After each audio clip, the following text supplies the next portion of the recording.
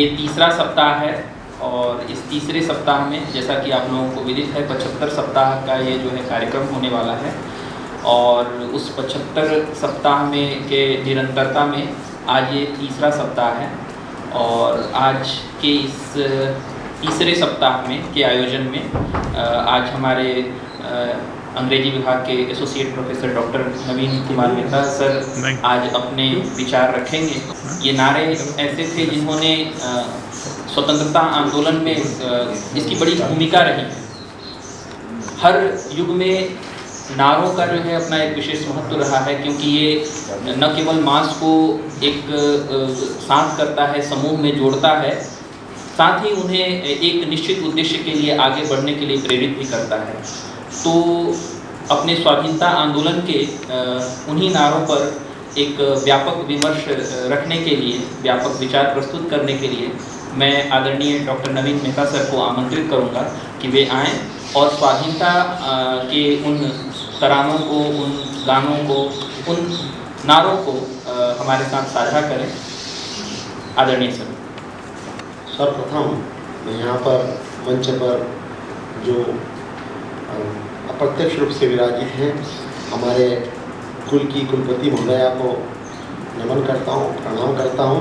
और मेरे प्यारे साथियों, मित्रों, बंधुओं, भगिनियों,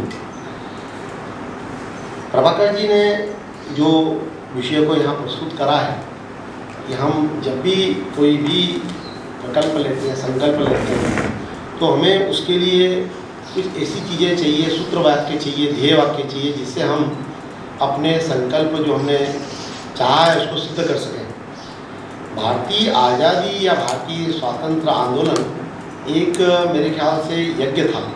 इसमें कई संविधाओं की 9 धारा आहुतियाँ उसमें दी जानी थी और ऐसे में कई महान मनीषियों, महापुरुषों ने अपने अपने तरीके से उसमें अपना अवदान दिया।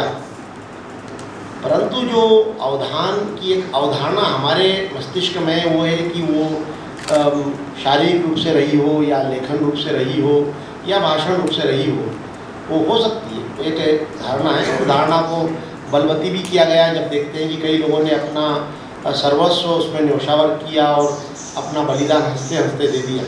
तो जो आज का दिन हमने चुना है, जब हम आपस में एक सामूहिक चर्चा कर रहे थे, क्योंकि ये अवधारणा बड़ी हो चुकी है। एक 75वां हमको ये अमृत वर्ष है और उसमें हमें लगातार 75 सप्ताह तक यह कार्यक्रम आयोजित किए जाने। कल भाई प्रभाकर जी से, संतोष जी से और बंधु जी से मैं चर्चारत था, तो उन्होंने मुझे कहा कि कल एक ऐसा प्रसंग भी आ रहा है आज के दिन में कि शहीद दिवस हम मनाने जा रहे हैं। शहीद दिवस आप कह सकते हैं 31 मार्च या 31 जनवरी को भी 30 जनवरी को भी हम शहीद दिवस मनाते हैं। फिर आज का दिन भी 23 मार्च ऐसा क्यों है? तो इसकी पृष्ठभूमि हम जाएंगे थोड़ी देर के लिए। फिर हम मेरी जो मूल विषय है मेरा, मैं आपके सामने रखूँगा कि भारतीय जो स्वातंत्र आंदोलन में जो नारे हैं और उनकी उपयोगिता या उनकी महत्ता पर मैं चर्चा आपके समक्ष करूँगा, विचार विमर्श। मैंने भी जानकारी को अपने मित्रों के माध्यम से जो अवेलेबल रिसोर्सेस है वहाँ से इकट्ठा करने का प्रयास किया कि आज ही के दिन 23 मार्च 1931 को 3 मेरे ख्याल से युवा क्रांतिकारी तरुणाई, भगत सिंह उसमें शामिल थे, राजगुरु जी थे, सुखदेव जी थे, उनको फांसी दी गई। और ये फांसी जो इन महान सपूतों को दी गई वो लाहौर के जेल में दी गई। इनको एक तय तारीख थी, उस तारीख के पहले से ही इनको फांसी दे दी गई। आप देखिए, जो आदमी या जो व्यक्ति इस अवस्था के दौर से गुजर रहा हो, वो भी तरुणाई, जिनकी उम्र महज 22 से 30 वर्ष के बीच में रही होगी, जिनको एक दिन फिक्स कर दिया गया, मुकर्रर किया गया था, उसके पहले ही इनको 24 मार्च को फांसी दी जानी थी। पर मगर ऐसा देखा जा रहा था, जनता में आक्रोश बढ़ रहा था कि 1930 की बात है और 1942 आते आते हम जाएंगे कि भारत छोड़ो आंदोलन की पृष्ठभूमि तैयार हो रही थी, गोलमेज सम्मेलन आने वाला था, दांडी यात्रा भी अपनी ओर आगे बढ़ने वाली थी, ये सब चीज़ें होने वाली थी। और एक जन आक्रोश, एक जो प्रभाकर जी कह रहे हैं ना, मास में एक चीज़ आने वाली थी, उसके पहले ही फांसी पे लटका दिया गया और बड़ी गुपचुप तरीके से ये व्यू रखा गया था आज के दिन। अब इनकी उम्र बड़ी छोटी और ऐसे में फांसी का फंदा आंखों के सामने, घर परिवार का दायित्व, इन्होंने सबको परे रखते हुए एक ही माता और वो भी भारत माता, उसी को मानते हुए अपना सब कुछ और अपना तन मन धन पूरा नौशावर कर दिया। इसलिए कहा भी गया है, मैं उक्ति को देखें जो हमारे यजुर्वेद में, मैंने जो मेरा कहा ना, मैं अपने मित्रों के माध्यम से देवेंद्र जी से चर्चा रखा, तो मैंने उसके 9वें अध्याय में उसका जो 23वां खंडिका है उसमें लिखा है, मैं उसको थोड़ा बदल कर बात करूँगा यहाँ पर, वयम राष्ट्रे जागरयाम पुरोहिता, ये पुरोहिता शब्द को अभी बाद में इसकी चर्चा करूँगा कि पुरोहित का मतलब यहाँ होता है जो पूर्व हमको तीरा जाए, तो इसको इन्होंने धारण किया, वयम राष्ट्रे जागरयाम, कि हम अपना सर्वस्व इस राष्ट्र को जागृत करने में, इसको हमेशा बनाने में। जब हम राष्ट्र की बात करते हैं, देखिए 2 चीज़ों का आपको अंतर हमेशा महसूस करना पड़ेगा। अंग्रेजी में भले हम अध्ययन करें, उसमें हम अपना रिसर्च करें, अंग्रेजी में नेशन एक बहुत संकीर्ण विचारधारा वाला शब्द दिखाई देता है, उसमें हमको एक जियोग्राफिकल बाउंड्रीज दिखाई देती है, कुछ भौगोलिक सीमाएं हमें दिखती है। राष्ट्र की जब हम बात करते हैं तो हमें अखंड हमें संकल्पना दिखती है, जिसके अंतर्गत हमारा धर्म, हमारा कर्म, हमारा जन्म, हमारा जो हमारे संस्कार हैं, हमारी संस्कृति, वो सारी चीज़ें समाहित हो जाती हैं। इसलिए जो राष्ट्र की अवधारणा है वो नेशन से कहीं ज़्यादा, इस पर चर्चा विमर्श हो सकता है अगले सत्रों में जब होगा हम कर पाएंगे। तो मैं इसको यहीं रोकते हुए कहना चाहता हूँ कि घटना को कैसे जन्म, एक छोटी सी घटना थी और एक बालक 22 साल का है, 23 साल का है, 23 वर्ष का है, उसको फांसी की सज़ा मिलने वाली है और उनका अंतिम संस्कार भी पंजाब के सतलज नदी के तट पर किया जाता है। हुआ ये कि एक साइमन कमीशन का विरोध किया जा रहा था। साइमन कमीशन में उसकी पृष्ठभूमि पर आऊँगा जब मैं उस महापुरुष की बात करूँगा, और उस महापुरुष को उस दौरान, जिनका नाम था पंजाब केसरी, जहाँ हमारे बंधु जी वहाँ से आते हैं, पंजाब केसरी लाला लाजपत राय को लाठियों का सामना करना पड़ा। उनका एक कोटेशन है, जिस नारे की हम बात करें वो आई, परंतु जब उनको ये लाठियाँ बरसाई गई, उन्होंने हंसते हुए लाठियाँ झेली और साइमन गो बैक, अभी कोरोना गो बैक जैसे चल रहा है ऐसी साइमन गो बैक का नारा लगने लगा, जनमानस में एक विचारधारा पनपी और वो एक क्रांति का रूप ले रही थी। तो ऐसे में एक 23 साल के लड़के को जब ये घटना पता पड़ती है कि जेम्स स्कॉट नाम का अंग्रेज था, जिसने आदेश दिया कि इन सब जो विद्रोह कर रहे हैं, विरोध कर रहे हैं, इनको लाठीचार्ज कर दिया। तो भाई उस लाठीचार्ज में हमारे लाला लाजपत राय की देहावसान हो जाता है, उनके अकस्मात काल कवलित हो जाते हैं। तो ऐसे में उन्होंने ठाना कि मैं अब इन अंग्रेजों से बदला लूँगा। ये देखिए, मैंने कहा भारत माता की मुक्ति का मार्ग है, ये मुक्ति के मार्ग हमें ये नहीं बतलाएंगे अभी कि हम किस विचारधारा को पल्लवित उसमें होते हैं या किस विचारधारा को अंगीकृत करते हैं। जो मुझे लगा कि भारत माता की आज़ादी के लिए मैं अपना योगदान दे सकता हूँ, अवदान कर सकता हूँ, तो भगत सिंह को लगा कि जिस जनरल ने ये बात कही है, जॉन सॉन्डर्स, जो आप जलियांवाला बाग में भी अब चर्चा आगे वाले सत्रों में हो पाएगी, मेरे ख्याल से एक सत्र कम है इसके लिए और समय भी कम है, तो उन्होंने जॉन सॉन्डर्स की हत्या कर डाली। ये इसी का परिणाम था कि उनको आज के दिन, जो एक दिन आगे 24 मार्च था, उसके पहले एक फांसी के फंदे पर जाना पड़ा। हंसते हुए तीनों इन वीर पुत्रों ने अपने आप को भारत माता के हवाले कर दिया। और आप ये भी देखें कि ये मैं बात शुरुआत यहीं से करना चाह रहा था, पर प्रसंग भी ऐसा था कि 8 अप्रैल 1929 की यह दिन था जब उन्होंने कहा इनकलाब जिंदाबाद। फिर मैं कह रहा हूँ, हम जब शिक्षक वर्ग जब विचार विमर्श करता है, साथ में बैठते हैं, तो हम जरूर भारतीय ज्ञान परंपरा को ही अंगीकृत करते हैं। और हमारे यहाँ तो परंपरा ही यही है, श्रवण, और हमारा श्रुति परंपरा जो हमारी है, हम श्रवण, ध्यान, निद्रा और गुरुजी हैं, समाधि, ये सब स्थित होते हुए हम बात करते हैं। तो शिक्षक, हम जब चर्चा कर रहे थे कल परसों, जब हम 5-6 लोग हम जब चर्चा में थे, तो हमने ये बात करी कि भाई प्रभाकर जी का उसमें एक अच्छा बयान आया कि भाई इनकलाब ये वर्ड कहाँ से था। मैं सुन रहा था ध्यान से कि इनकलाब जिंदाबाद बोल दिया। अब इनकलाब तो कोई वर्ड हमारे उस परंपरा के उसमें नहीं आता, ये कहाँ से लिया गया।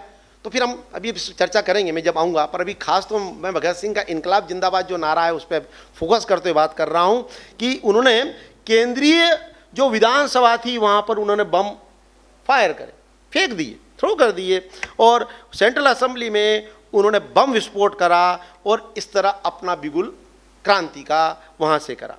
अब देखिए 2 साल तक जेल में रहे, इसके बाद वे लेख लिखकर अपनी क्रांति पर विचार व्यक्त करते रहे। और अध्ययन जारी करते रहे। और यहाँ पर देखिए कुछ विचारधाराएं हमें प्रभावित करती। 23 साल का विद्यार्थी है, अब लेनिन को पढ़ता है, तो ये मैं नहीं कहना चाहता यहाँ पर किसी विचारधारा से ओतप्रोत होकर उसके विचारों में कहीं कुछ चीज़ें आई होगी साम्राज्य को उखाड़ फेंकने की, उसके तरीके हो सकते हैं। तो उस समय उन्होंने इनकलाब जो वर्ड था ये रूसी क्रांति से प्रेरित वर्ड है, तो उस वर्ड को लेकर उन्होंने जनता में कहा कि नहीं अब समय आ गया है, बिगुल करें, हम विद्रोह करें और प्रचंड रूप से करें। तो ये एक नारा हमारे सामने आज ही के हम परिप्रेक्ष्य में देखें, 23 मार्च 1930 को जो घटना जन्म लेती है, शहीद भगत सिंह, उसमें हमारे राजगुरु सुखदेव जी तीनों हंसते हुए भारत माता के लिए अपने प्राण न्यौछावर कर देते हैं। तो वहाँ हमको पहला नारा प्राप्त हो रहा है, इनकलाब जिंदाबाद। फिर मैंने तो पूरा एक सेट बना रखा था कि हम इतने हमारे पास नारे हैं, उन नारों को कौन किस महापुरुष ने हमें दिया है, समयाभाव और हमें आगे भी चर्चा करना है। मैं कुछ नारों को लेकर यहाँ पर अपना विषय प्रस्तुत करूँगा। तो मैं जब फिर चर्चा कर रहा था मित्रों के बीच में, रविंद्र जी सुबह आए, उनसे भी चर्चा कर रहा था कि भाई 1857 का जो संग्राम था क्या वही शुरुआत थी? तो नहीं, प्रभाकर जी ने एक अच्छी बात कही। मैं तो आता भी उस नगरी से हूँ जहाँ सिंहस्थ का आयोजन होता है, अभी वो आयोजन हो ही रहा है, हम देख रहे हैं हरिद्वार में पौड़ी पर नागा साधुओं की फौज लगी हुई है। ये नागा साधु ही थे पहले विद्रोही, तो ये सन्यासी जो मार्ग है उनका सन्यास का, वो राष्ट्र के लिए समर्पित था, खूनी संघर्ष झेला है नागाओं ने। तो 1800 सन्यास उसके पहले का जो हमको एक स्लोगन मिलता है वंदे मातरम, वो वहीं से आता है। प्रभाकर जी के साथ बात कर रहा था तो प्रभाकर जी ने कहा कि सर वो अपन बंकिम चंद्र चटर्जी की बात कर सकते हैं, परंतु उसके पहले पृष्ठभूमि में जाना पड़ेगा कि नागा साधुओं ने क्या योगदान दिया, उनका अवदान क्या है वो देखें।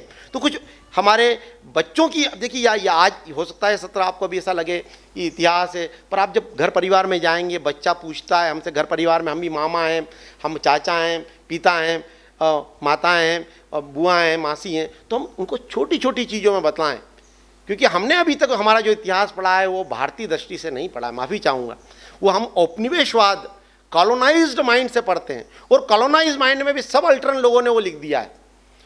तो उनको लिखने वाले भी, उनकी विचारधाराओं में भी कहीं ना कहीं हमें वो चीज़ें दिखती जो हमको, जिन्होंने हमको गुलाम बना के रखा था, जिनकी मानसिकता ये थी कि हम जब हम गुलाम होते हैं किसी के भी, हम कमांड में होते हैं, तो हमारा सोच, हमारा विचार पनप ही नहीं सकता है, वो मृत प्राय हो जाता है। ऐसे में हम उस मास्टर की ही बात करते हैं जो हमसे बुलवाना चाहता है, और ये तो वहीं से चालू हो जाता है जहाँ हमारी शिक्षा नीति आती है। लॉर्ड मैकाले की वो चाहता था कि हमारी जो जड़ें हैं वो सांस्कृतिक, वो यदि इतनी गहरी हैं तो उनको अखाड़ पहनने का यही तरीका है कि हम ऐसे लोगों की, क्लर्क लोगों की फौज पैदा करें जो हो तो शरीर से भारतीय पर विचारों से वो अंग्रेज या पश्चिमी सभ्यता की बात करें। तो मैं कुछ नारों के बारे में फिर अपने आप को लाना चाहता हूँ। इनकलाब जिंदाबाद, भगत सिंह जी कहा, दिल्ली चलो, सुभाष चंद्र बोस, करो या मरो, ये जो महात्मा गांधी भारत छोड़ो आंदोलन के साथ में आया है नारा, जय हिंद, फिर सुभाष चंद्र जी बोस, पुण्य स्वराज, ये भी बात की गई, हिंदू हिंदुस्तान, भारतेंदु हरिश्चंद्र जी आए, भारत छोड़ो महात्मा गांधी, मारो फिरंगी को, यह था मंगल पांडे 1857, मारो फिरंगी को।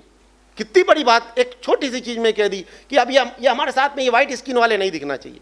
एक एलर्जी हो गई कि ये वाइट स्किन है, हमको बड़ा टेरिफाइड करती है, हॉरिफाइड करती है, इनसे हम दूर रहें, इग्नोर करें इनको। ओ मारो फिरंगी को, जहाँ दिखे, जिस अवस्था में दिखे, कोई मानवता नहीं। तो ये हमारे मंगल पांडे जी हमें देकर गए। फिर उसके बाद ये जब नारे चलते चले गए तो एक विजयी विश्व तिरंगा प्यारा, जब अंतिम चढ़ाव पर आ रहा था, भारत आज़ादी की ओर बढ़ रहा था, तो हमारे श्यामलाल गुप्ता पार्षद जिनको कहा जाता था प्यार से, वो लेकर ये विजय विश्व तिरंगा की एक रचना लेकर आते हैं। फिर वंदे मातरम, हम बंगाल जाते हैं, बंकिम चंद्र चटर्जी को देखते हैं। फिर हम देखते हैं जन गण मन अधिनायक जय है। कई लोगों ने इस पर कई चीज़ें लिखी है, मैं उन वाद विवादों में नहीं जाना चाहता आज के दिन। रविन्द्रनाथ टैगोर जी की एक अमर कृति है। फिर हम बात करते हैं कि स्वराज्य मेरा जन्मसिद्ध अधिकार है, मैं इसे लेकर रहूँगा। तो हमारा जन्मसिद्ध अधिकार था, मेरा यहाँ पर कुछ भी नहीं था, तन भी मेरा, मन भी मेरा, पर सर्वस्व है माँ तेरे पर, ये भावनाएं थी। तो इसमें हम बाल गंगाधर तिलक को देखते हैं। फिर हम देखते हैं कि जो अगले राम प्रसाद बिस्मिल, क्या बात थी, सरफरोशी की तमन्ना अब हमारे दिल में। फिर सुभाष चंद्र बोस पर आते हैं, तुम मुझे खून दो मैं तुम्हें आज़ादी दूंगा। फिर हम आगे बढ़ते हैं, साइमन कमीशन वापस जाओ, भारत छोड़ो अंग्रेजों, भारत छोड़ो अंग्रेजों, ये लाला लाजपत राय लाठी खाते गए और बोलते चले गए। फिर हम देखते हैं कि लाला लाजपत राय का एक कोटेशन भी आता है, मेरे सिर पर लाठी का एक एक प्रहार अंग्रेजी शासन के ताबूत की कील साबित होगा। ये 1900 मेरे ख्याल से 29-30 की बात थी जब कही, और अंत में आप देखिए 1947 तक ये बात ताबूत पे अंतिम कीली साबित हुई। तो हमने इन नारों को मैंने बहुत करीब से देखा, पर मैं चाहूँगा कि यहाँ पर अब समय अभाव को देखते हुए मैं उन नारों के बारे में बात करूँ जो हमको लगता है उनकी चर्चा करना प्रासंगिक होगी। तो पहला नारा हम यदि लें, महात्मा गांधी की शुरुआती हम पृष्ठभूमि पर जाएं तो हम देखते हैं कि महात्मा गांधी के प्रकल्प मैंने पूरे जीवन काल में उनकी पहली यात्रा देखें, हम अफ्रीका की देखें, इंग्लैंड देखें, उनको भारत उनका लौटना देखें, उसके बाद 1920 देखें असहयोग आंदोलन, 1922 का चोरा चोरी देखें, फिर हम दांडी यात्रा देखें। हर जगह उनके जो हर वाक्य थे, उनके बोलने की जो कला थी, उसमें कहीं ना कहीं सूत्र वाक्य छुपे हुए थे। आते आते ये सूत्र वाक्य इस रूप में हो गया, अंग्रेज भारत छोड़ो या करो या मरो। जब करो या मरो हम बोलते हैं तो कई लोगों के इसमें अलग अलग हमें विमर्श प्राप्त होते हैं कि साहब शायद गांधी जी को एहसास हो गया कि भाई सुभाष चंद्र बोस हैं, भगत सिंह हैं, राजगुरु हैं और ये सारे लोग जिस क्रांति की बात कर रहे हैं उससे आज़ादी मिलेगी, इसलिए महात्मा गांधी ने करो और मरो दिया। नहीं नहीं नहीं, ऐसा नहीं है। इसकी पृष्ठभूमि पे जाना पड़ेगा। करो और मतलब करो मरो का मतलब यहाँ पर यह नहीं है कि हम अब मारने पर उतर जाएं, जो गांधी जी का अहिंसा का सिद्धांत था उसके विपरीत दिशा में तो नहीं जा रहे थे कहीं। तो मैं इसके बारे में आपको थोड़ी पृष्ठभूमि बताना चाहूँगा कि हमने भारत छोड़ो आंदोलन की भी वर्षगांठ भी मनाई है। भारत छोड़ो आंदोलन जो है वो अगस्त क्रांति के नाम से भी जाना जाता है, और जो ये नारा है यह आपको जानकर आश्चर्य होगा, यह यूसुफ मेहर अली ने दिया था। ये नारा महात्मा गांधी की ओर से तो आया है, हम कहा जाता है, पर इसके रचयिता जो हैं असली में जिसको क्रेडिट दिया जाना चाहिए वो यूसुफ मेहर अली थे। और उन्होंने 9 अगस्त 1942 को जो काकोरी कांड हुआ था उसके 17 साल बाद, काकोरी कांड की घटना आप जानते हैं, गाड़ी उड़ा दी गई थी पूरी की पूरी ट्रेन, और उस घटना के बाद 9 अगस्त 1942 को गांधी जी ने कहा कि अब मैं एक ऐसा आंदोलन आरंभ कर रहा हूं जिसमें अंग्रेजों को भारत छोड़ने पर मजबूर होना पड़ेगा। इसकी पृष्ठभूमि है, ऐसा नहीं छोड़ता अंग्रेज भारत। 1939 में द्वितीय विश्व युद्ध की शुरुआत हो चुकी थी और इसमें इंग्लैंड कमज़ोर होने लगा था, उसके मित्र राष्ट्र थे वो हारने लगे थे, और ये लगने लगा था कि जापान अब भारत पर कभी भी हमला कर सकता है। तो ऐसे में जो मित्र देश थे अमेरिका, रूस, चीन, ब्रिटेन पर लगातार दबाव बना रहे थे कि भारतीयों का समर्थन प्राप्त करो, इनसे अब समर्थन ले लो। और इसके लिए उन्होंने कहा कि हम स्ट्रेटफोर्ड जो क्रिप्स थे उनको 1942 में भारत भेज दिया गया। अब भारतीयों ने कहा कि हमारी डिमांड रखें भाई, जब हमसे समर्थन मांग रहे हैं, हमारे सैनिकों को वहाँ लड़ने के लिए भेजा जाएगा, जब वो इंग्लैंड की तरफ से लड़ेंगे और अननेसेसरी वो भी इनडायरेक्टली उन देशों के दुश्मन बन जाएंगे जिनका दुश्मन ब्रिटेन है, तो हमको कुछ चीज़ चाहिए। दबाव बढ़ने लगा गांधी जी के ऊपर, उनके समर्थकों के ऊपर और पूरे जो स्वतंत्रता के संग्राम के सेनानी थे उनके ऊपर। तो पूर्ण स्वराज की मांग रखी गई एक सम्मेलन में, और क्रिप्स मिशन जब देखने लगा कि ये तो फेल हो गया, और 8 अगस्त 1942 को एक बैठक हुई। उस बैठक में यह कहा गया भारत को अपनी सुरक्षा अब स्वयं करना पड़ेगी और हमको अब फांसीवाद और साम्राज्यवाद का विरोध करना पड़ेगा। तो गांधी जी ने ग्वालियर टैंक मैदान था उस जगह का नाम, मैं वो जो गांधी जी का वाक्य उसको उद्धत करता हूँ, आई कोट, एक छोटा सा मंत्र है जो मैं आपको देता हूँ, इसे आप अपने हृदय में अंकित कर लें और अपनी हर सांस में उसे अभिव्यक्त करें। यह मंत्र है करो या मरो। अपने इस प्रयास में हम या तो स्वतंत्रता प्राप्त करेंगे या फिर जान दे देंगे, अनकोट। तो ये यहाँ ये नहीं लिखा है कि हम मारेंगे, मार डालेंगे, हम वही तरीके अपनाएंगे जो हमने शुरू में जिन पुराने आंदोलन में रखे हैं। तो यहाँ तक आते आते हमको लगता है कि यह जो भारत छोड़ो की भूमिका थी वो करो और मोरो में तब्दील हो गई। और ब्रिटिश सरकार द्वारा क्या हुआ, रात को 12 बजे ऑपरेशन जीरो पावर, सब बड़े नेता गिरफ्तार कर लिए गए। उनको अलग अलग पूरे देश जो थे उनके जो जेल थे वहाँ पर सारे लोगों को डाल दिया गया। गांधी जी को तो पुणे के आगा खां प्लेस में रखा गया और अन्य लोगों को अहमदनगर के दुर्ग में डाला गया। इसके बाद इतनी लोगों में प्रतिक्रिया हुई, हिंसक प्रतिक्रिया भी लोगों ने करी, गुस्सा हुआ, लोगों में जन आक्रोश था, सरकारी संपत्तियों को नुकसान पहुंचा गांधी जी के खिलाफ। इसलिए आप देखेंगे बाद में गांधी जी ने उपवास भी रखा है, फिर भारत का विभाजन, वो सारी चीज़ें मैं आप उन पर, क्योंकि मेरा फोकस जो है भारतीय आज स्वतंत्रता के जो आंदोलन में जो नारे हैं उनका महत्व और उनको उन पर चर्चा करना है। तो यहाँ पर हमें देखते हैं कि हम इस आंदोलन ने एक तरह से जो प्रभाकर जी ने बात रखी थी उसी को मैं वापस पुनः लाऊंगा यहाँ पर, कि वो एक मास रिवोल्यूशन में बदल गया, जन आंदोलन में बन चुका था। अब कोई ऐसा तबका, वर्ग, समाज, धर्म कोई नहीं बचा था जो आज़ादी को किसी न किसी रूप में चाह नहीं रहा था। फिर आए दूसरा नारा हमारे सामने, जिनमें सुभाष चंद्र जी बोस दिखते हैं, तुम मुझे खून दो मैं तुम्हें आज़ादी दूंगा। भाई अब सुभाष चंद्र बोस जी की पृष्ठभूमि को थोड़ा देखते हैं।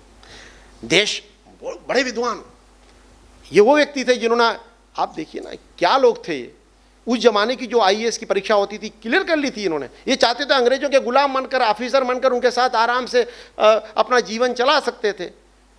ये आए देश, तो इनके गुरु जी थे देशबंधु चित्तरंजन दास जी। उन्होंने इनसे बोला कि नहीं सुभाष रुको, तुम एक काम करो, मेरे से मिलना चाहते हो उसके पहले रविंद्र दादा से मिल लो, रविन्द्रनाथ टैगोर जी से मिल लो, गुरुदेव से मिल लो। तो गुरुदेव ने कहा कि देखो तुम मुझसे मिलने आए हो, तुम्हें मैं सलाह दूंगा, तुम महात्मा गांधी से मिलिए। वो महात्मा गांधी भी आज़ादी की उस जो यज्ञ है उसमें पूर्णाहुति कर रहे हैं, प्रदान कर रहे हैं, तुम मिलो उनसे, चर्चा करो। तो लोगों में यहाँ बड़े अलग अलग विचार विमर्श आते हैं कि भाई वो एक अलग वो विचारधारा के उस पर पटल पर थे। नहीं, राष्ट्रपिता की जो उपाधि थी वो सुभाष चंद्र बोस ने ही दी थी, ये कम लोगों को जानकारी होगी। सुभाष चंद्र बोस ही व्यक्ति थे जिन्होंने कहा था कि यदि हमारे देश में कोई स्वतंत्रता का एक पितृ पुरुष के रूप में उभर कर कोई व्यक्तित्व आ रहा है तो महात्मा गांधी ही हैं, वो राष्ट्रपिता हैं। यदि वो कोई मंच पर या कहीं से अपनी बात कहते हैं तो उनको हमको देना पड़ेगा, उनको हमें संज्ञान में उनकी जो शक्तियां हैं, जो उन्होंने मंत्र दिया है उसको देना पड़ेगा।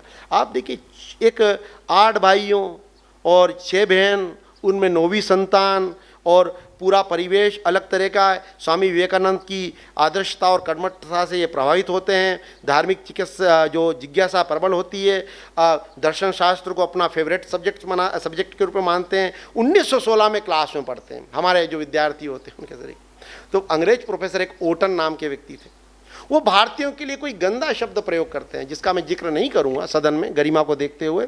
तो सुभाष जी को सहन नहीं हुआ है, मतलब गलत, ये ऐसा शब्द मैं प्रोफेसर से मैं एक्सेप्ट नहीं कर सकता। तो उन्होंने उठाकर एक तमाचा जड़ दिया उसको और कॉलेज से निकाल दिए गए। भाई ये तो सर पे कफन बांधकर लड़ने वाले लोग थे। तो 1917 में श्यामा प्रसाद मुखर्जी जी आते हैं, उनके पिता हैं आशुतोष मुखर्जी जी। उनकी मदद से उनको उनका जो उनका निष्कासन होता है उसको रद्द कर दिया जाता है। परंतु अब सुभाष जी को लगने लगा कि ये रास्ता जो मैं अपना रहा हूँ ये मुझे लगता है भारतीय आज़ादी के लिए आगे तक मार्ग मेरा प्रशस्त करेगा। और 1921 में इन्होंने महर्षि अरविंद घोष की तरह ही आईएएस की जो था पद त्याग कर दिया, सिविल सेवा की नौकरी छोड़ दी और माँ भारती की ही मैं सेवा करूँगा प्रण लिया। अब मैं पूरी बातें तो आपके सामने इतना समय नहीं है कि कर पाऊँ, फिर भी कुछ चीज़ों को मैं अंकित करूँगा कि ये जब नारा कैसे आया ये कि तुम मुझे खून दो मैं तुम्हें आज़ादी दूंगा, तो मैं उसकी पृष्ठभूमि पे आना चाहता हूँ थोड़ा सा। कि 1939 में मैं फिर कह रहा हूँ अमेरिका द्वारा जापान के नागासाकी और हिरोशिमा पर परमाणु बम गिराया गया और वर्ल्ड वार सेकंड चालू। आपने बचपन में देखा होगा एक मशरूम शेप में क्लाउड्स दिखते हैं और बचपन में पढ़े हमने। तो उनको अब भारतीयों ने ये मान लिया नेताजी ने कि अब जन आंदोलन होगा। तो भाई ब्रिटिश सरकार ने क्या करा, उनको 2 हफ्ते तक जेल में रख दिया, भूखा रखा, खाने को नहीं दिया। अब यहाँ से वो भाग गए, नज़रबंद हो गए, हाउस अरेस्ट, उसके बाद हाउस अरेस्ट रहे, भाग गए। भाग कर कहाँ पहुँचे, वो जापान पहुँच गए। जापान में उन्होंने पता कर लिया कि जापान अपनी मदद कर सकता है। वो विपरीत विचारधारा में मैंने जो हमारे उस समय का जो एक विचारधारा चल रही थी कि नहीं, जो अंग्रेज के विरोधी राष्ट्र हैं यदि हम उनसे संधि कर लें तो हो सकता है हमको आज़ादी जल्दी से मिल जाए। ये आज़ादी प्राप्ति के मार्ग थे। तो उन्होंने वहाँ पर दक्षिण पूर्वी एशिया में जापान में करीब 40,000 भारतीय स्त्री पुरुषों को एक सेना के रूप में संगठित करा। उन्होंने 21 अक्टूबर 1943 को आज़ाद हिंद फौज का गठन किया और ये आज़ाद हिंद फौज 1943 से 45 तक पूरे समय अंग्रेज़ों से युद्ध करती रही है। तो भाई एक नारा तो हमने देखा, तुम मुझे खून दो मैं तुम्हें आज़ादी दूंगा। फिर एक नारा देते हैं दिल्ली चलो, और वे 1933 से 1936 तक 3 साल तक पूरे यूरोप के राष्ट्रों का भ्रमण करते हैं, हिटलर से मिलते हैं, हिटलर से मदद लेते हैं। जर्मनी सबसे बड़ा दुश्मन था ब्रिटेन का, उनको मालूम था हिटलर कितना पावरफुल है, और वो उनका निशाना किस पे था? इंग्लैंड पर। उन्होंने बोस ने, वो तो सुभाष चंद्र बोस का व्यक्तित्व और मैसरी का छोटा व्यक्तित्व, कहीं से कहीं उनके बोलने के बारे में भी मुझे बोलने से पहले सोचना पड़ रहा है कि किस तरह स्ट्रेटेजिक प्लानिंग जिसको कहते हैं, मैनेजमेंट में बड़े बड़े इंस्टीट्यूट पढ़ा रहे हैं कि वो स्ट्रेटेजिक प्लानिंग करते हैं, सैन्य सहयोग करते हैं, और उस तरह से प्लानिंग करके अपनी आज़ाद हिंद फौज को दिल्ली चलो का नारा देकर कि दिल्ली की सत्ता पर हमको अब हावी होना है, कब्जा करना है, ये घटना घटती है। और ये जो नारा था, मैं इसको देख रहा था कि कहाँ पर दिया गया, तो मैंने पाया कि 4 जुलाई 1944 को, 4 जुलाई 1944 को एक बर्मा में उन्होंने पूरा स्पीच है मेरे पास, उसमें कहा है, मैं उसको कोट करता हूँ, उद्धत करता हूँ, आई कोट, दोस्तों, स्वतंत्र संग्राम में भाग ले रहे मेरे साथियों, आज मैं इस बात पर भी आप सभी से एक बड़ी मांग करता हूँ, मैं आपसे खून की मांग करता हूँ। यह खून ही है जो दुश्मन के खून का बदला ले सकता है, केवल खून ही है जो आज़ादी की कीमत चुका सकता है।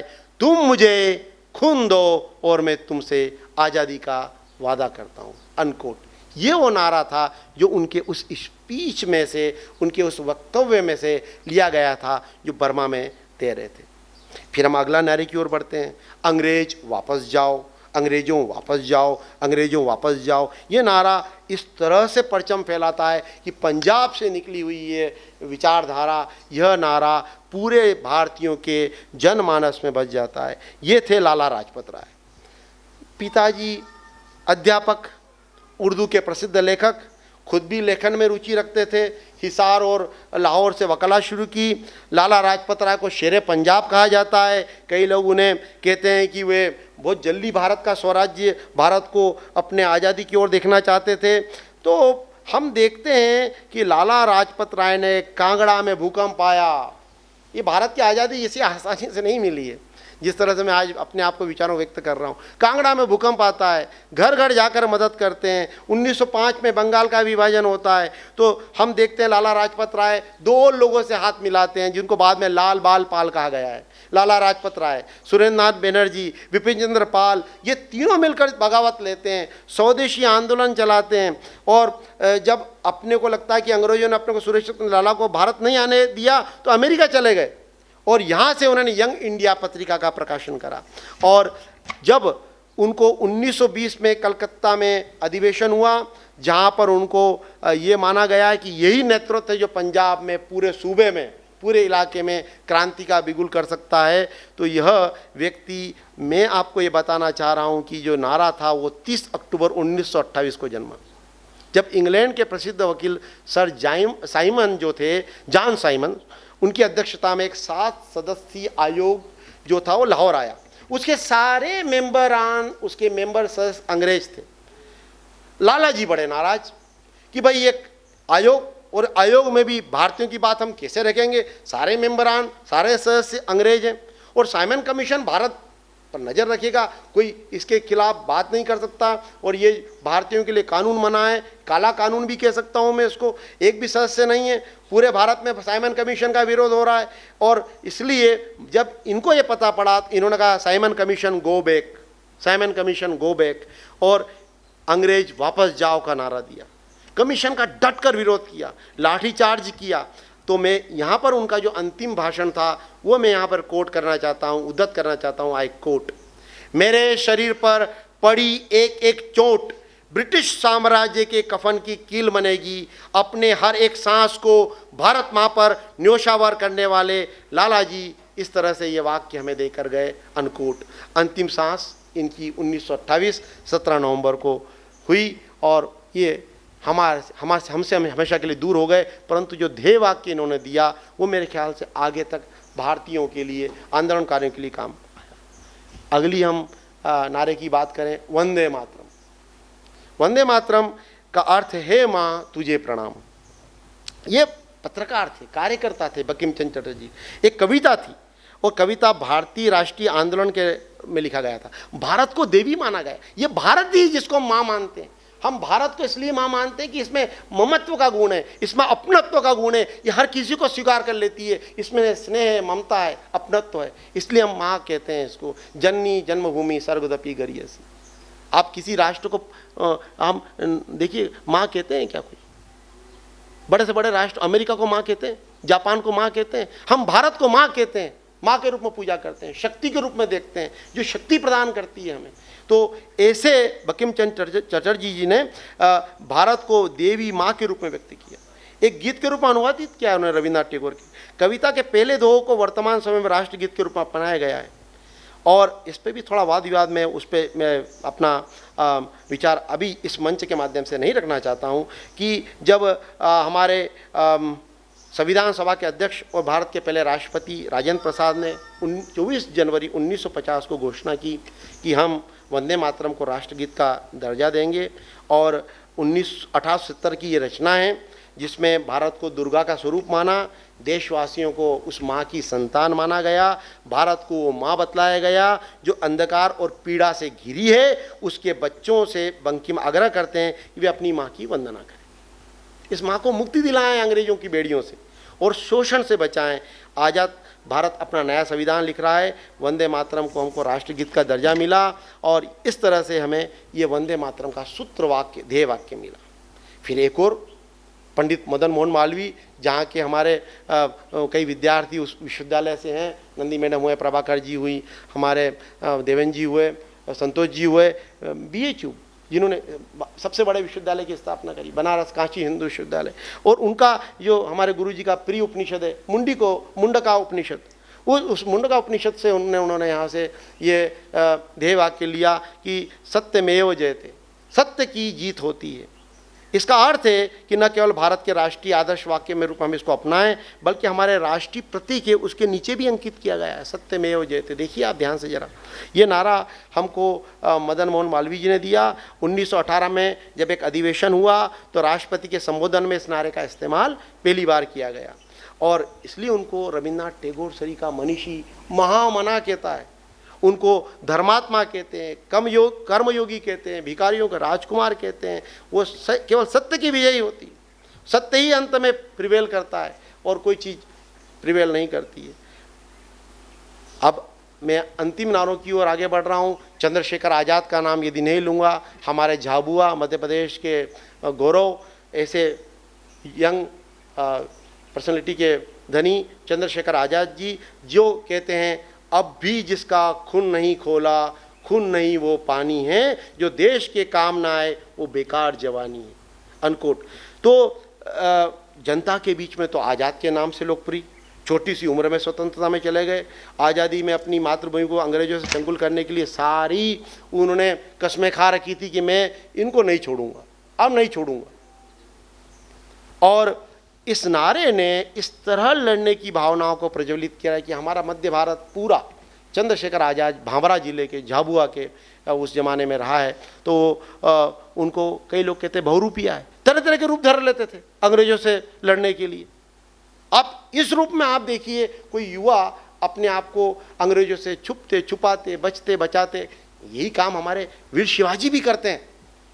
भाई टोली बना लेते हैं, पहाड़ों पर कंदराओं में घूमते हैं। ये तो आज़ादी के पहले की घटना है, राजाओं के ज़माने के काल है जब मुगलों से लड़ाई ले रहे थे। तो मैं उन चीज़ों पे, उन नहरों पे नहीं जाना चाहता, पर आप देखिए बहुरूपिया क्यों बने, ये पुलिस पकड़ में न सके उनको। असली नाम क्या, चंद्रशेखर सीताराम तिवारी, 14 साल की उम्र। और 1921 में गांधी जी का असहयोग आंदोलन आया, जुड़ गए, गिरफ्तार कर लिया गया। तो जज ने पूछा आपका नाम, चंद्रशेखर, बताइए पिता आप, हाँ अपना जवाब में, सॉरी मैं गलत बता गया, अपना नाम क्या है, आज़ाद, और पिता का नाम क्या है, स्वतंत्रता है। माता कौन, भारत। अब बताइए ऐसे लोग, अब ऐसे लोगों को आप यदि देश में अपने मातृभूमि में हैं तो उसको कोई शक्ति गुलाम नहीं बना सकती। और उन्होंने अपने जो विचार थे, मैंने आपको जो उनका नारा दिया, वो उन्होंने उसको अपने व्यवहारिक जीवन में भी अंगीकार किया। फिर आते हैं राम प्रसाद बिस्मिल, जो हम भगत सिंह से शुरुआत करी, और फिर मैं भगत सिंह भी अंत इसका करूँगा अपने उद्बोधन का, कि सरफरोशी की भाई प्रभाकर बहुत अच्छा गा रहे थे सुबह, सरफरोशी की तमन्ना अब हमारे दिल में है, देखना है जोर कितना बाजुए कातिल में है। भाई ये हमको लगता है कि राम प्रसाद बिस्मिल की रचना है, नहीं, यह रचना जो है शायर बिस्मिल अजीमाबादी है। उन्होंने ये लाइनें कहीं से उन्होंने सुनी होगी, तो कोर्ट की सुनवाई हुई, उसमें बिस्मिल को मुलाजिम बनाया गया कि भाई आप काकोरी कांड में शामिल हो, आपको अब फांसी की सज़ा दी जाएगी। 19 दिसंबर 1927 को फांसी पर फंदे पर लटका दिया गया। पर आप लोगों को शायद मालूम होगा या ना हो, कई लोगों को मालूम हो सकता है, इनके जीवन में 11 अंक का बड़ा फेर था, क्योंकि 11 जून 1897 को दोपहर 11:11 पर इनका जन्म हुआ। संयोग से उस दिन भारतीय तिथि ज्येष्ठ मास के शुक्ल पक्ष की एकादशी भी थी, जिसे हिंदू पंचांग में निर्जला एकादशी कहते हैं, जिस दिन पानी अन्न जल नहीं लेते। और उनकी मृत्यु का भी एकदम अस्वाभाविक योग्य कारण फांसी के फंदे पर झूल जाने से वो तिथि भी भारतीय पंचांग के अनुसार पोष मास के कृष्ण पक्ष की एकादशी थी, जिसे शुक्ला एकादशी कहते हैं। संतोष जी, देखा जाए तो उनके जीवन का एक एक क्षण परमात्मा द्वारा पूर्व निश्चित था, उसी के अनुसार समस्त घटनाएं इस जीवन की सृष्टि की घटित होती है। उन्होंने 19 वर्ष की आयु में क्रांति के इस मार्ग प्रवेश किया और 30 वर्ष की आयु में कीर्ति शेष होने तक अपने जीवन के मूल्यवान 11 वर्ष देश को स्वतंत्र कराने में लगा दिए। ये अद्भुत संयोग है। और 11 पुस्तकें लिखी, तो ये संपूर्ण जीवन उनका एक दर्शन दिखाई देता है। इसलिए जब सरफरोशी की तमन्ना अब हमारे दिल में, अरे सारा संयोग इस तरह जा रहा है कि वो अब केवल एक ही मार्ग पर है, सेवा के मार्ग पर। फिर हम मैं वाणी को इसी के माध्यम से यहाँ विराम दूंगा कि इंकलाब जिंदाबाद, और आज का दिन, और वही शायद भगत सिंह, वही टोपी, वही मूछें, और हम उन तीनों महान क्रांतिकारियों को याद करते हैं। भाई प्रभाकर ने सुबह चर्चा की इंकलाब क्या होता है, तो मैं बोलूँ क्रांति अमर रहे। इंकलाब नहीं कि बस चले जाएं, ये हो जाएं हम, क्रांति हमारी अमर रहे। हम भले ही मर जाएं, अपना सर्वस्व न्यौछावर कर दें, तो हम क्या करें, अपने आप को इस क्रांति को बुझने ना दें, अमर रखें। और इसलिए यह अपने पत्र में लिख कर गए, क्योंकि उनका आंदोलन रूसी क्रांतिकारियों से प्रेरित था। यह नारा रूसी उपन्यासकार और समाजवादी अस्टन सिक्लेयर ने अपने उपन्यास वोस्टन और आइल में प्रयोग करा, ISLE, आइल, जिसका अर्थ है देश और समाजता में अराजकता फैली रहे। और हमारा जो उद्देश्य अंग्रेजों को यही फैलाना था कि वो अराजक यदि हैं तो और फैलाओ, जिससे लोगों में क्रांति का भाव आए। तो उन्होंने स्पष्ट कराए, इंकलाब शब्द का अर्थ मात्र शाब्दिक रूप से नहीं लेना चाहिए। इंकलाब शब्द के उचित और अनुचित प्रयोग के आधार पर इसके हम विभिन्न अर्थ निकाल सकते हैं, पर यह शब्द बड़ा पवित्र वाक्य है, जिसका अर्थ है क्रांति लाइए। विचारों में, कर्मों में, जब भी समाज में हम क्रांति स्थापित कर सकते हैं। वंदे मातरम। सभी को पुनः पुनः धन्यवाद।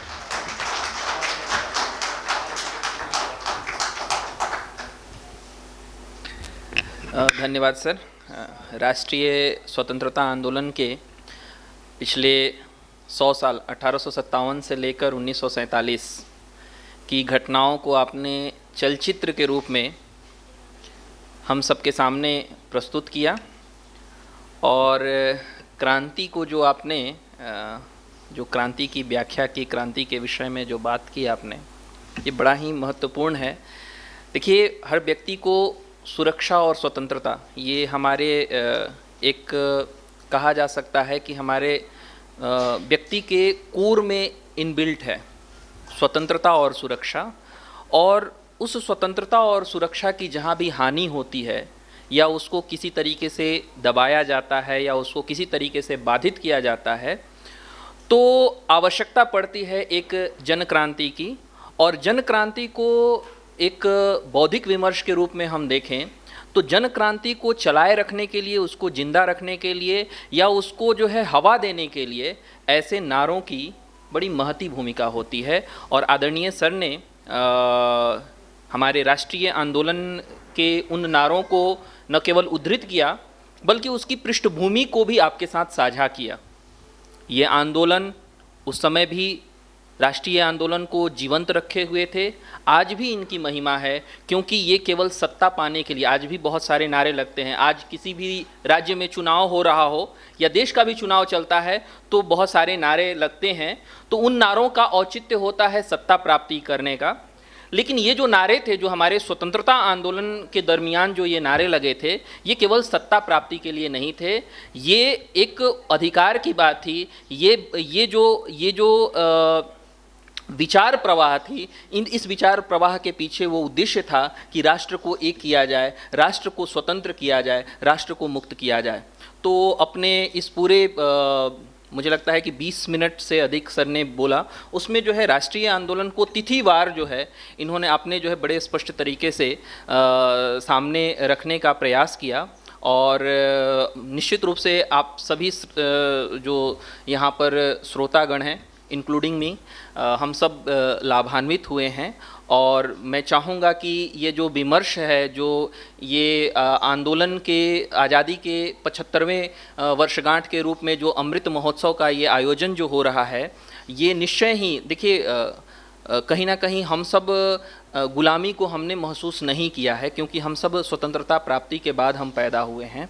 तो उस दर्द को, उस एहसास को शायद हम कभी महसूस न कर पाएँ कि जो हमारे वो क्रांतिकारी जो थे वो किस एहसास से गुजर रहे थे, उनकी किस तरह की भावना थी। अभी थोड़ा बहुत जब हमें हमारी अभिव्यक्ति को कुचलने का प्रयास किया जाता है, हमारी बातों को जब लोग नहीं सुनते हैं हमारे अधिकारी, तो हम उस चीज़ को महसूस करते हैं कि कितना हमारे ऊपर जो है वो एक बर्डन है या हमें कितना दबाया जाता है। लेकिन आप सोचिए कि जो है हम इतनी सी चीज़ में जो है एक इतने जो है कहीं ना कहीं आंदोलित हो जाते हैं, तो वो जो गुलामी के दिन थे वो किस प्रकार के थे। खैर, एक विमर्श ये भी है कि भारत जो है एक सांस्कृतिक राष्ट्र के रूप में कभी भी गुलाम नहीं हुआ है, एक राजनैतिक रूप में गुलाम हुआ है, लेकिन एक सांस्कृतिक राष्ट्र के रूप में जो है गुलाम नहीं हुआ है। उसको गुलाम करने की पूरी कवायद चली है, जिसको सर ने जो है उद्धृत भी किया कि लॉर्ड मैकाले ने, क्योंकि अंग्रेज़ों को, ब्रिटिशर्स को जो है ये बहुत अच्छे से स्पष्ट हो गया था कि अगर हमें भारत को गुलाम बनाना है तो हमें इनकी जो सांस्कृतिक चेतना है उसको अवरुद्ध करनी पड़ेगी, उसका जो प्रवाह है उसको रोकना पड़ेगा। तो खैर, आज सर के जो है इस पूरे विमर्श के दरमियान बहुत सारी बातें निकल कर आईं, बहुत सारे तथ्य निकल कर आए और बहुत सारे सुझाव उसमें भी होकर आए। अंत में मैं धन्यवाद ज्ञापन के लिए आदरणीय डॉक्टर विश्वबंधु सर से चाहूँगा कि वो आकर धन्यवाद ज्ञापन करें। सर्वप्रथम धन्यवाद देना चाहूँगा डॉक्टर मेहता जी का, जिन्होंने स्वातंत्र्य समर की जितनी भी घटनाएं थी उन घटनाओं को बिंदुवार प्रस्तुत किया। आपके वक्तव्य में ये पूर्णतः लक्षित हुआ कि कोई भी क्रांति जन आंदोलन तभी बन पाती है जब उसमें विचार अनुसूचित होता है। निश्चित ही वीर सावरकर ने इस विचार को स्वधर्म और स्वराज्य का नाम दिया, और यही विचार हमको श्रीमद् भगवत गीता में भी देखने को मिलता है, जब कृष्ण अर्जुन के प्रति कहते हैं स्वधर्मम अपि चापेक्षा न विकम्पितुम अर्हसि, कि यही स्वतंत्रता का भाव अर्जुन के मध्य में श्री कृष्ण भी जगाते हैं और हमारे मध्य में हमारे परकालीन विचारकों ने जगाकर इस आंदोलन को इतना बड़ा रूप दिया। और अमृत महोत्सव आयोजन करवाने के लिए अप्रत्यक्ष उपस्थिति जिनकी रही, माननीय कुलपति महोदय जी का हार्दिक अभिनंदन। इसके अतिरिक्त हमारे प्राध्यापक वर्ग का हार्दिक अभिनंदन, जिन्होंने अपने विचारों से डॉक्टर मेहता को उलसित किया और डॉक्टर मेहता ने भी उनके साथ परस्पर चर्चा में अपनी बातों को रखने का प्रयास किया। और मैं अभिनंदन करना चाहूँगा हमारे सभी कर्मचारी वर्ग का जो यहाँ पर उपस्थित रहा, और सर्वाधिक अभिनंदन है हमारे तकनीकी कर्मचारियों का, जिन्होंने इस संपूर्ण आयोजन को डिजिटलाइज करने का प्रयास किया। और अंत में धन्यवाद देना चाहूँगा हमारे सभी श्रोत्री वृंद का, जिन्होंने इस कार्यक्रम में अपनी उपस्थिति करके इस कार्यक्रम को सफल बनाया। आप सभी का हार्दिक अभिनंदन।